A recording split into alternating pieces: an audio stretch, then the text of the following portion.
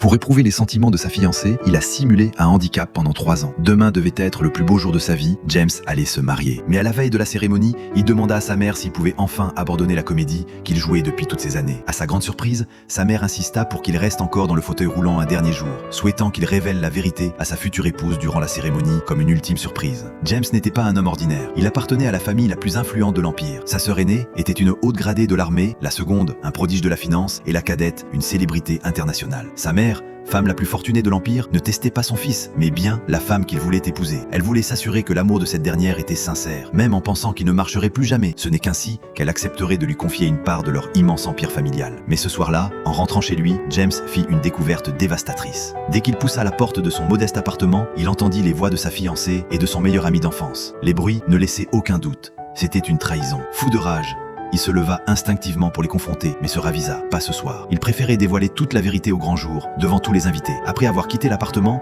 il appela sa mère pour tout lui raconter. Folle de colère, elle se leva elle aussi, prête à en finir. Mais James l'en dissuada. Il voulait gérer les choses lui-même pendant le mariage. Sur le chemin du retour, James aperçut un voleur tentant d'arracher le sac d'une passante. Il cria pour l'arrêter, mais personne ne réagit. Alors, il mit fin à sa mascarade, se leva et se lança à sa poursuite. D'un coup bien placé, il mit le voleur à terre et restitua le sac à la victime. La jeune femme, reconnaissante, le remercia chaleureusement. Ils échangèrent quelques mots et James finit par lui raconter toute son histoire. La trahison, son mensonge de paralysie et le plan qu'il préparait pour le jour du mariage. Ce qu'il ignorait, c'est que cette femme appartenait elle aussi à une famille très influente. Elle garda son identité secrète, mais lui confia qu'elle subissait aussi la pression de sa famille pour se marier. Une idée folle lui traversa l'esprit. Elle sourit. « Demain, à ton mariage, c'est moi qui te demanderai en mariage. » James éclata de rire, pensant qu'elle plaisantait pour le consoler. Il ne la prit pas au sérieux. Le jour du mariage arriva. James monta sur scène, micro en main, aux côtés de sa future épouse. Toute l'assemblée était présente. Amis, famille, anciens camarades.